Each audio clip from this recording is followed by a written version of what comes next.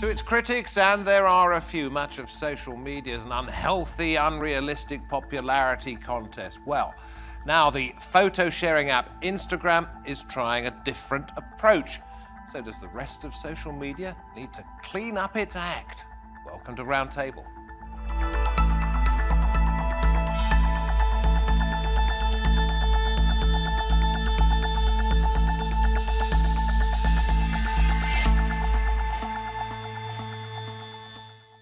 Well, how much do people like what you're posting on social media? How many of these have you actually got? The instant feedback, well, it is in part of its massive appeal, but for some it's also a problem. So the social media giant Instagram is trying something new.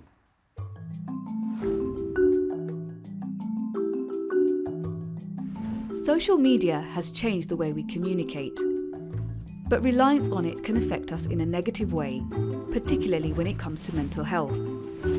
Getting likes might make us feel good, but psychologists say if we use that as a measure of our self-worth, it can create anxiety and depression. This month, Instagram started an experiment for its Canadian users to hide the number of likes from everyone but the owner of the account, so not everyone can see how popular or not your picture was.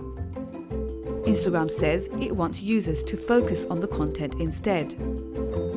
The UK's data watchdog ICO recommends removing likes on social media platforms under guidelines to increase online safety for under 18s. But social media influencers have used these accounts to drum up business, so some fear the change could make things tougher. Will Instagram's experiment be replicated across other social media platforms? And is it time for social media to change its ways? OK, hopefully a big thumbs up to our panellists today. Nik Speller, Head of Campaigns at Influencer. That's a global influencer marketing company. We'll find out what that is. Lucy Beresford joins us too, broadcaster and psychotherapist. Tess Montgomery is here, a social media influencer. And Adam Thilthorpe, Director of External Affairs at the British Computer Society. I think that there are two issues here. Whether what Instagram is doing will help those who may have problems with the need to be liked, etc., and what difference this will make to those who have become part of the industry themselves, and that would include you, Tess. Lucy, where do you stand, first of all, as somebody who sees quite a lot of young people, on the harm versus help argument? Not even just young people, actually, because there's a whole generation that didn't grow up with social media that is having to learn just as rapidly, perhaps even more so, than a generation that kind of thinks that this is how the world has always been.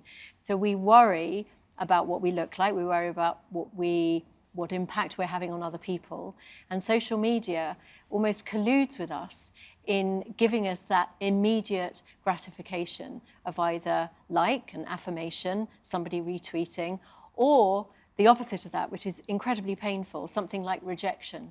And you have to learn that it's only a facsimile of that, it's not a real rejection, in order for you to be able to process that. But there isn't very much education about this, it's certainly not taught in schools. And so what do you make of what Instagram's doing here?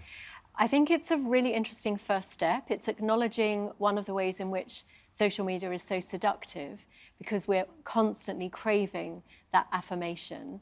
But my worry is, A, it might actually mean that people switch off this particular form of social media. They just, if they're not getting that instant gratification, then they may turn their attention elsewhere. And the other is that actually you yourself may want to engage with other people, that you're missing out on the positives of it, which is that it's a very visual medium, it's very interesting, you find out a lot about other hobbies or things around the world. So all of the good things are kind of being thrown out, the baby with the bathwater. Do you think this is just fiddling at the edges, it's cosmetic? I think it might be something of an attempt to rebalance. I think social media is actually is still relatively immature, if we can call it an industry or even a profession. It's something that hasn't been around for a huge amount of time. I think organisations and social media companies never intended a lot of things that have happened as a consequence to their actions. And in fact, a lot of things that happens with digital, it's the unintended consequences of actions that we often deal with. So I don't think any social media company went out and said, we're going to try and alienate people, going to keep people being lonely, but it's this lack of critical thinking that has sometimes meant that the unintended consequences of our actions have been sort of... Are they doing it do you think because they have a social conscience or because they have a corporate sense of responsibility to their own brand? I'm thinking about, there was a terrible story last week about a young woman in Malaysia who asked whether she should perhaps take her own life, and she got 69,000 people saying yes, 69% I think it was, saying yes, and she died. Is it because without this kind of self-censorship, they're going to go down the pan? I don't think that's going to change that particular example, because that was a survey that she put out to her followers on Instagram stories, which is almost like a different service in itself. I think the removal of likes, I'd see it as more of an evolution of where we are in social media. Social media used to be a lot simpler. Likes were one thing you did to show how much you liked content, obviously, hence the name. But we've moved on now to, and I'm sure Tess could talk about this, to comments, direct messages, shares, saves, everything else. And it's those kind of higher value interactions that I think Instagram have recognised should perhaps be even put to the fore ahead of likes, because actually likes are cheap, simple, quick and easy. You know, if you did a survey of someone on Instagram, they scroll through at an alarmingly fast rate, double tapping everything, liking loads of stuff, and then you said, okay, name me 3 things you just liked, I bet they wouldn't be able to name them. So it's that kind of like actual acknowledgement that likes aren't really what this is all about. And I think there's also something else in there that's perhaps not been addressed, or I've not seen addressed in the media yet, which is Instagram essentially created a market for likes. It created a commodity with likes that people would buy fraudulently to show themselves to be popular.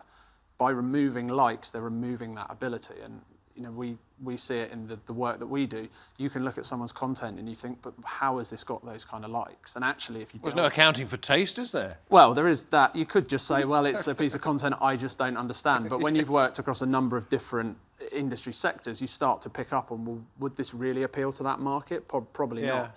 And if you actually strip it away and look at the data behind it, you see that actually a lot of it starts to fall away, and they've got a huge number of likes, but nothing else to indicate genuine engagement. I think this is something that you've commented on in the past, that it will get rid of some of the fraudsters. It will. Start, because you've probably got the most interesting story to tell here at the table. To start by telling us, you've been doing this for 12 years. I've been doing. You are an influencer. How on earth do you know that?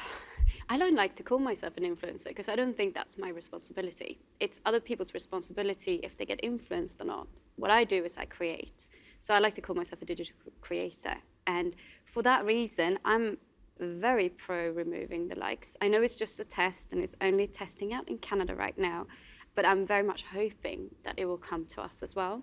Why? Just mainly because I think it kills creativity a bit. I think it reduces us to formulas of what creates, you know, what gives us the most likes. We're not looking at what we're creating and thinking, do I love this? We're looking at what we're creating and thinking, will other people love this? And that's a bit sad. So then you start doing what you notice works instead of what you actually want to do. So I think by removing likes, people are going to post more. Yeah. I guess what I don't understand is that there is always going to be something that other people will be aspiring to in order to set themselves apart from anybody else that's on Instagram. So if it's not likes, then it'll be a number of followers.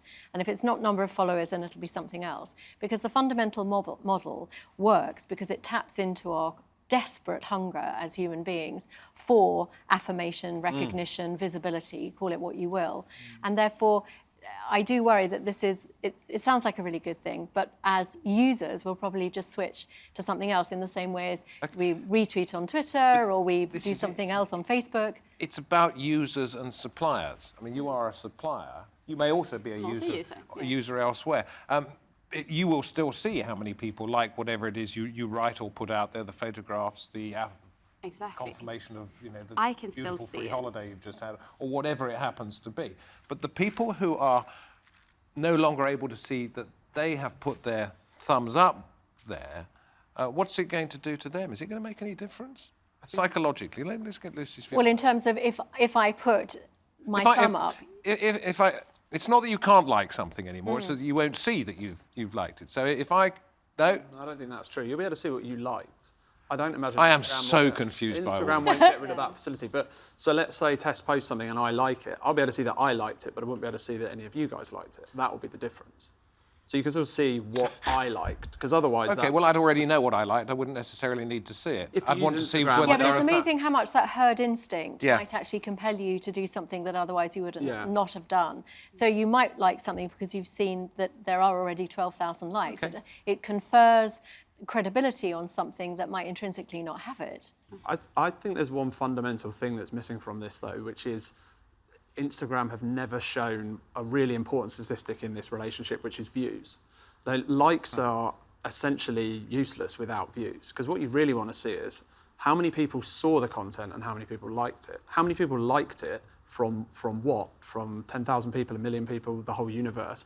That would give you an indication of actually the strength of content.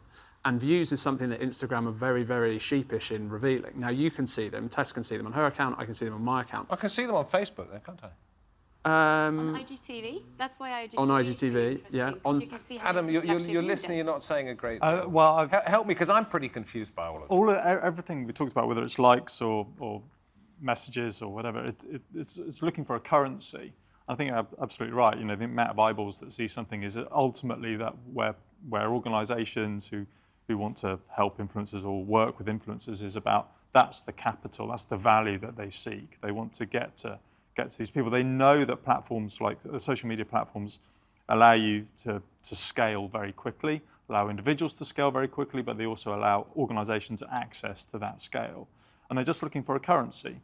So if you move the likes, you might see that the currency of that moves. Now, some sort of a byproduct of that is that you might not have as many sort of chatbots liking your stuff. You might get real people, and that would be of more value to you, but it would also be Are the more value. chatbots the fraudsters? The people who Not buy necessarily. likes? Not Sorry, necessarily. you're going to have to help me with language in a bit of this. So, sort of automated responses Yeah. to things that come up, or that can be programmed to like certain things. And it all comes down to algorithms. But I think when it comes to sort of digital education, you have to remember that algorithms are simply opinions found in maths. They're not necessarily the truth.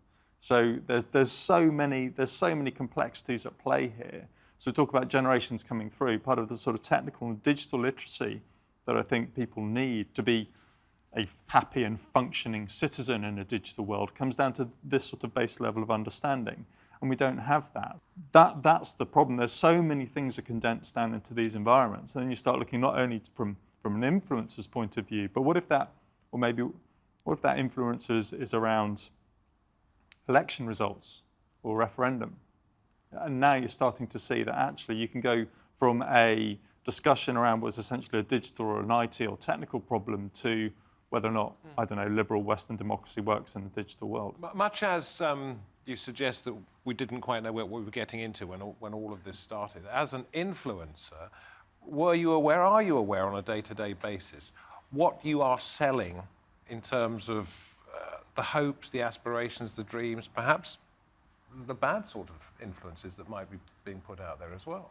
I think I'm quite aware, but it's because I'm also a little bit older in the space. I haven't actually grown up having had Instagram. Instagram happened, I was a blogger first. Instagram has happened during the time I've been an influencer or a creator.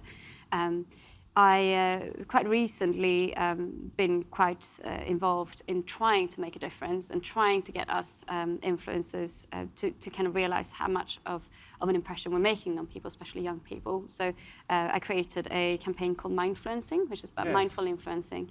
And it's about both as followers and as influencers, people putting out and creating, how we can be more mindful on social media, because social media is neutral. It's what we make of it and what we put up, and then it's what we feed that will grow. So if we are growing the wrong side of social media, we're going to end up with a social media people are not going to want to stay on. And that's a part of anything with likes and anything like that. So I think that we have So it's a massive about how you responsibility. use it. Well, Yeah. I think that's a very interesting point as to whether or not the platform is neutral. Because It's like saying a gun's neutral, it just needs a person to... yeah, potentially the thing, and because it's Sorry, I wasn't trying no, to put you absolutely down. right, Jess. but it's I'm just saying it simplifies it. It's less analog, though. The problem with the digital complexity is there can be biases built into the machine and all sorts of things. And also, it's back to that scale and repeat. So I can be influenced by my friends, but as you know, if I'm influenced by people who are good at this stuff of generating content, suddenly it is, as you say, a herd mentality. There's 35,000 people who think this stuff is cool, whereas it used to be just this weird little thing that you couldn't sort of break out of. But also, I was thinking about, again, from the user's point of view, but as if you're an influencer or even maybe if you're a celebrity, that actually getting rid of the likes as viewed externally doesn't change the fundamental problem, which is that there are so many people who are creating content purely to get more likes, more retweets, more reposts, whatever it might be.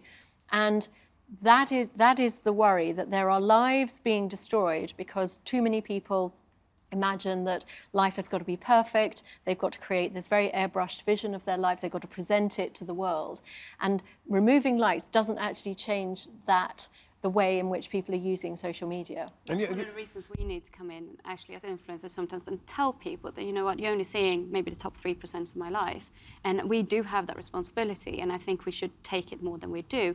And also the fact that we are reaching so many people. So there's so much, as you said, it can be a massive negative, but we can actually do a lot of good as well. But you're unlikely to want to sell the bad parts of your life, are you? You only want to sell the gloss. Well, don't forget, there is that is actually what a you're trying to whole- put out there, though, isn't it? That's not completely true. I find I get a lot of engagement when I share things. Like I have a 1.5-year-old son.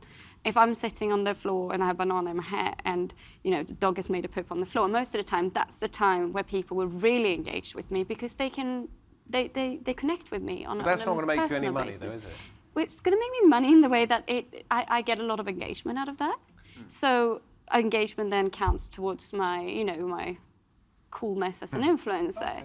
But there's so many different ways of making money. It's not just companies coming to us and saying, how many followers do you have, how many likes do you get? The people that are coming to us and saying, you know what, I really like what you stand for. I really like what you're saying. I want to work with you because I like who you are. And that's what we're encouraging. But there is a whole cohort within that space who are influencers precisely because they actually have arguably a dysfunctional life or they've overcome huge hurdles. You only have to think about the way in which the royal family have talked openly about mental health issues, and that has also been curated within the social media space. But a lot of the influencers are actually saying, you know, I'm overweight, but I'm happy with where I'm at in terms of body positivity. People might be talking about how they've coped with bereavement. So there are some really amazing, inspiring stories that are coming out through social media. But the question is, again, are they also being distorted, slightly airbrushed for consumer consumption in order to present a more vulnerable side? You know, I think it's a fundamental understanding of social media, or at least it should be, that nothing you see on there is true. You know, we talk a lot with brands when we meet with them about authenticity, and I had a talk the other week where we said, but what is authenticity? Nothing on social media that an influencer produces is authentic in the sense that, you know, look at the guys behind us taking photos of your food. That's not something that was done 5-10 years ago, but it's something people do to reflect the dinner they're eating or the life they're living, whether that's a good life, a bad life. I mean that in the sense of whether they're going through massive success or whether they're struggling with things. That's always going to be slightly distorted from the reality. But aren't you always just going to be supplying more and more people for Lucy to try and put right? If none of it, you can't believe a single thing you see out there. I don't think it's about believing a single thing you're seeing about that. I think you said none of it's authentic. I don't think any of it's authentic in the sense that, you know, when you sit down and redesign your lounge, let's say if you're an interiors blogger, you don't take that photo. Do you take that photo as your real interior with magazines lying everywhere with the TV on? No, you turn the TV off, you tidy the magazines up, you do things like that. You like the fireplace, yeah. You like the okay, fireplace. okay. That doesn't mean that means it is realistic. It doesn't mean it's not necessarily, it's the other way around. It's representative. It's representative, and that's the kind of lifestyle that people want to see, and they want to see that degree of realism in the sense they want I applaud what you're trying to do with the mindfluence hashtag. I think it's a great idea. But my question is, when it comes to the bigger social media areas here, are we not just sort of saying there's a swimming pool full of sharks, and Instagram is saying, listen, we've taken 2 of them out, therefore it's much, much safer now? Well, I think that's interesting because everything we've discussed is the responsibility, if you like, of those posting and those viewing. Whereas actually there's a big industry in providing those platforms. And often platform organisations do quite a good job of actually not being responsible for anything that's on their medium. And we talk about platforms actually as organisations, which is a relatively new thing, because we're not quite sure what those organisations were. And in fact, those organisations, sometimes if we look at Facebook, weren't quite sure what they were at the beginning either. That was never their intention. But if you think of Facebook, for example, and Instagram by extension, as an advertising company, then their purpose becomes much clearer. And and I think with this, what's happened is that Instagram, Facebook, if you like, have sort of taken the first step towards taking some responsibility. They can't be responsible, they would argue, for every single piece of content that's on their platform. But responsibility towards their shareholders, effectively, or responsibility towards their customers? Yeah, discuss. So that's exactly right. There's still a business, an advertising organisation exists for a certain purpose, which is to get people engaged, to get people hooked in. As they've grown, they've used these things, the like button. Should we talk about the fun of it for just a moment? I think that's an interesting point, because I think those two things go hand in hand. I think Facebook, as a family of the business, are looking at Instagram and saying we won't make the mistakes we made with Facebook. What they're realising is that there will always be, with something this big and this powerful, external pressures. And what they don't want to happen to Instagram are governments around the world to say, right, we're going to take a steady hand in this.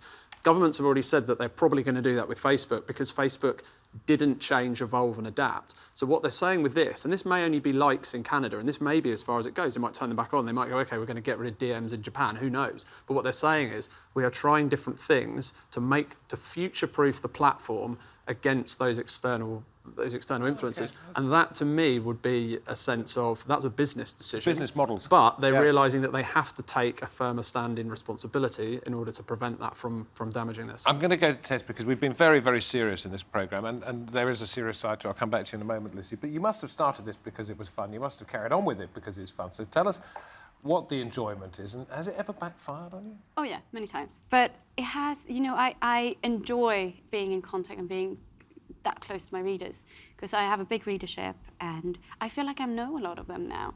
I've done this for a long time, and a lot of these people have followed me and I have followed them over the years. So I have personal relationships with some of them, and I know that I have the responsibility of talking to them, but I get to deal with all kinds of issues.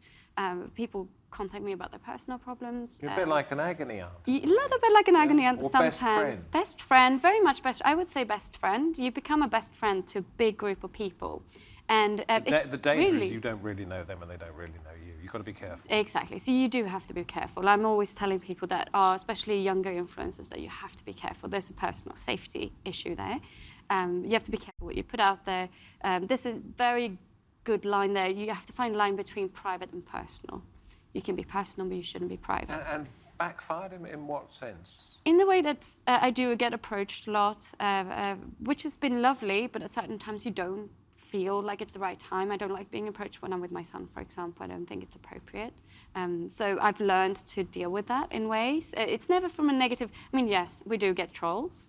That has happened. I'm very lucky I haven't had that many of them. I'm quite strict on trolls on my platforms.